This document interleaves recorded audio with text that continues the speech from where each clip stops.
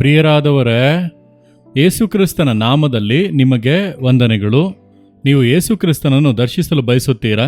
ಆತನನ್ನು ನೋಡಬೇಕು, ದರ್ಶಿಸಬೇಕು ಎಂಬುದಾಗಿ ಬಯಸುತ್ತೀರಾ?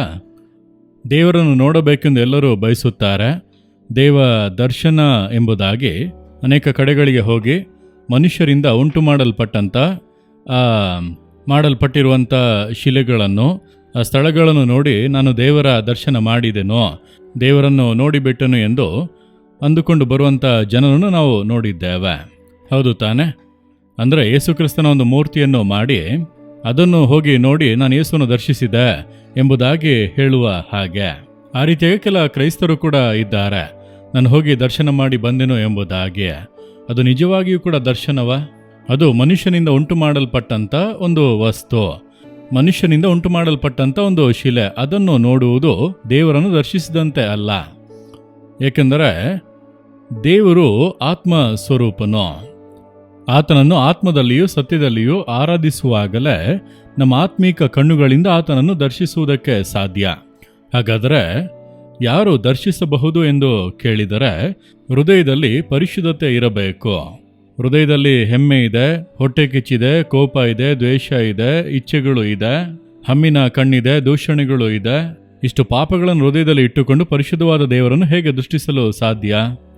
ಆದ್ದರಿಂದ ಮನುಷ್ಯನು ತನ್ನನ್ನು ತೃಪ್ತಿಪಡಿಸಿಕೊಳ್ಳಲು ಅವನೇ ಒಂದು ಕಾರ್ಯವನ್ನು ಮಾಡಿಕೊಂಡು, ಇದುವೇ ದೇವರು, ನಾನು ಹೋಗಿ ನೋಡಿ ದೇವರ ದರ್ಶನ ಮಾಡಿಬಿಟ್ಟೆ ಎಂಬುದಾಗಿ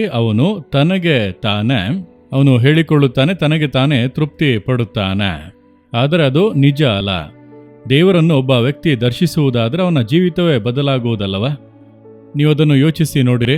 ಈ ರೀತಿಯಾಗಿ ದೇವ ದರ್ಶನ ಎಂಬುದಾಗಿ ಮಾಡುವವರು ಲಂಚ ತೆಗೆದುಕೊಳ್ಳುತ್ತಾರೆ, ಭ್ರಷ್ಟಾಚಾರ ಮಾಡುತ್ತಾರೆ, ಇನ್ನೊಬ್ಬರ ಕುಟುಂಬಕ್ಕೆ ಮೋಸ ಮಾಡುತ್ತಾರೆ, ತನ್ನ ಹೆಂಡತಿಗೆ ದ್ರೋಹ ಮಾಡುತ್ತಾನೆ, ಎಲ್ಲ ಪಾಪಗಳನ್ನು ಮಾಡುತ್ತಾನೆ, ಕಳ್ಳತನ ಮಾಡುತ್ತಾನೆ, ಕಲಬೆರಕೆ ಮಾಡುತ್ತಾನೆ, ಮೋಸ ಮಾಡುತ್ತಾನೆ.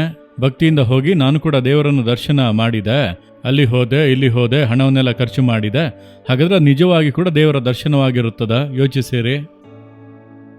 ದೇವರನ್ನು ನಾವು ಆ ರೀತಿಯಾಗಿ ನಾವೇ ಒಂದನ್ನು ಮಾಡಿಕೊಂಡು ದೇವರ ದರ್ಶನ ಆಯಿತು ಎಂಬುದಾಗಿ ಹೇಳೋದಕ್ಕೆ ಆಗದು. ಆತನನ್ನು ನಮ್ಮ ಆತ್ಮದಲ್ಲೇ ದರ್ಶಿಸಲು ಸಾಧ್ಯ. ಆತ್ಮಿಕ ಕಣ್ಣುಗಳಿಂದಲೇ ನಾವು ನೋಡುವುದಕ್ಕೆ ಸಾಧ್ಯ. ಯಾಕೆಂದರೆ ಆತನು ಆತ್ಮ ಸ್ವರೂಪನಾಗಿರುವ ದೇವರು. ಅಂದರೆ ನಮ್ಮ ಆತ್ಮಿಕ ಜೀವಿತ ಸರಿಯಾಗಿರಬೇಕು, ಆತ್ಮಿಕ ಕಣ್ಣುಗಳು ತೆರೆಯಲ್ಪಟ್ಟಿರಬೇಕು. ಶರೀರದ ಕಣ್ಣುಗಳಿಂದ ನೋಡೋದಕ್ಕಾಗದು, ಆತ್ಮಿಕ ಕಣ್ಣುಗಳಲ್ಲೇ ದರ್ಶಿಸುವುದಕ್ಕೆ ಸಾಧ್ಯ. ಅದಕ್ಕೆ ಯೇಸು ಹೇಳುತ್ತಾನೆ, ಮತ್ತಾಯ 5ನೇ ಅಧ್ಯಾಯ 8ನೇ ವಾಕ್ಯದಲ್ಲಿ, ನಿರ್ಮಲ ಚಿತ್ತರು ಧನ್ಯರು, ಅವರು ದೇವರನ್ನು ನೋಡುವರು ಎಂಬುದಾಗಿ. ಯೇಸುವೆ ಹೇಳುತ್ತಾನೆ, ನೀವು ದೇವರನ್ನು ನೋಡಬೇಕು ಅಂದರೆ ನಿಮ್ಮ ಹೃದಯ ಶುದ್ಧವಾಗಿರಬೇಕು. ಇಲ್ಲಿ ಪಾಪದ ಕೊಳೆಗಳೆಲ್ಲ ತುಂಬಿದೆ ಅಲ್ಲವಾ? ಮತ್ತೆ ಹೇಗೆ ದೇವರನ್ನು ದರ್ಶಿಸುವುದಕ್ಕೆ ಸಾಧ್ಯ? ಹೃದಯ ಶುದ್ಧವಾಗಿರಬೇಕು. ಹಾಗೆ ನೋಡಿದರೆ ಯಾರು ದೇವರನ್ನು ನೋಡೋದಕ್ಕೆ ಆಗುವುದಿಲ್ಲ. ಎಲ್ಲರ ಹೃದಯದಲ್ಲೂ ಪಾಪ ಇದೆ, ನಿಜವೇ. ಆದರೆ ನಾವು ದೇವರನ್ನು ನೋಡಬೇಕು, ಯೇಸುವನ್ನು ದರ್ಶಿಸಬೇಕೆಂದು ಬಯಸಿದರೆ ಆತನು ಹೇಳುತ್ತಾನೆ, ನಾನೇ ನಿಮ್ಮನ್ನು ಪರಿಶುದ್ಧ ಮಾಡುವ ಕರ್ತನು. ಆತನೇ ನಮ್ಮನ್ನು ಪರಿಶುದ್ಧಪಡಿಸಿ, ನಮ್ಮನ್ನು ಸಿದ್ಧಪಡಿಸಿ, ಆತನನ್ನು ದರ್ಶಿಸುವಂಥ ಆತ್ಮಿಕ ಕಣ್ಣುಗಳನ್ನು ನಮಗೆ ಕೊಡುವನು. ಆಗ ನಾವು ಪ್ರಾರ್ಥಿಸುವಾಗ ಆತನ ಪ್ರಸನ್ನತೆಯನ್ನು ಅನುಭವಿಸಬಹುದು, ಆತ್ಮದಲ್ಲಿ ಆತನನ್ನು ದರ್ಶಿಸಬಹುದು. ಆತನು ನಮ್ಮೊಂದಿಗೆ ಮಾತನಾಡುವುದನ್ನು ನಮ್ಮ ಹೃದಯದಲ್ಲಿ ನಾವು ಸ್ವರವಾಗಿ ಕೇಳಬಹುದು. ಆ ರೀತಿ ಆತನೊಂದಿಗೆ ಅನ್ಯೋನ್ಯವಾಗಿ ಬಾಳುವಂಥ ಅನುಭವದೊಳಗೆ ಬಂದರೆ ಆತನನ್ನು ನೋಡಬಹುದು. ಹಾಗಾದರೆ ನಮ್ಮ ಹೃದಯವನ್ನು ತೊಳೆದು ಪರಿಶುದ್ಧ ಮಾಡಲೆಂದೇ ಯೇಸು ಶಿಲುಬೆಯಲ್ಲಿ ತನ್ನ ರಕ್ತವನ್ನು ಸುರಿಸಿದನು. ಯೇಸು ಕ್ರಿಸ್ತನ ರಕ್ತ ಸಕಲ ಪಾಪಗಳ ನಿವಾರಣೆ ಮಾಡಿ ನಮ್ಮನ್ನು ಶುದ್ಧೀಕರಿಸುವುದು. ಹೃದಯವನ್ನು ತೊಳೆದು ಶುದ್ಧೀಕರಿಸಲು ಏನಾದರೂ ಸೋಪನ್ನು ಕಂಡುಹಿಡಿದಿದ್ದಾರಾ? ಏನಾದರೂ ಪೌಡರ್, ಲಿಕ್ವಿಡನ್ನು ಕಂಡುಹಿಡಿದಿದ್ದಾರಾ? ಇಲ್ಲ, ಯೇಸು ಕ್ರಿಸ್ತನ ರಕ್ತ ಮಾತ್ರವೇ. ಹಾಗಾಗಿ ಯೇಸುವಿನ ಬಳಿ ಬಂದು, ಯೇಸುವೆ ನನ್ನ ಪಾಪಗಳನ್ನು ಕ್ಷಮಿಸಬೇಕು, ನಿಮ್ಮ ರಕ್ತದಿಂದ ನನ್ನ ಹೃದಯವನ್ನು ತೊಳೆದು ಶುದ್ಧೀಕರಿಸಬೇಕು, ನಾನು ನಿಮ್ಮನ್ನು ದರ್ಶಿಸಬೇಕೆಂದು ಬಂದಿದ್ದೇನೆ. ಆ ರೀತಿ ನಮ್ಮನ್ನು ಪೂರ್ಣವಾಗಿ ಒಪ್ಪಿಸಿ ಕೊಡುವಾಗ ಆತನೇ ನಮ್ಮನ್ನು ಪರಿಶುದ್ಧಪಡಿಸಿ ಹೃದಯವನ್ನು ಶುದ್ಧೀಕರಿಸಿ ತನ್ನನ್ನು ನಮಗೆ ಪ್ರಕಟಪಡಿಸುತ್ತಾನೆ. ಹಾಗಾದರೆ ಆತನ ದರ್ಶಿಸಿದರೆ ನಿಮ್ಮ ಜೀವಿತವೇ ತಲೆಕೆಳಕಾಗಿ ಬದಲಾಗುವುದು.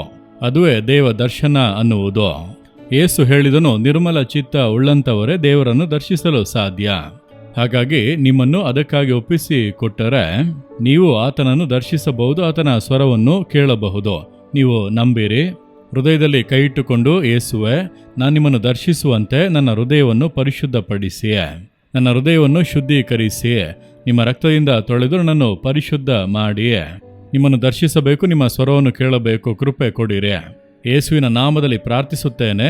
ಆಮೇನ್, amen. Jesus redeem Kannada YouTube channel ಅನ್ನು ಸಬ್ಸ್ಕ್ರೈಬ್ ಮಾಡಿ. ಸಬ್ಸ್ಕ್ರೈಬ್ ಬಟನ್ ಕ್ಲಿಕ್ ಮಾಡಿ ಮತ್ತು ಬೆಲ್ ಬಟನ್ ಒತ್ತಿ. ಅನುದಿನ ಕಾರ್ಯಕ್ರಮದ ಮಾಹಿತಿ ಪಡೆಯಿರಿ.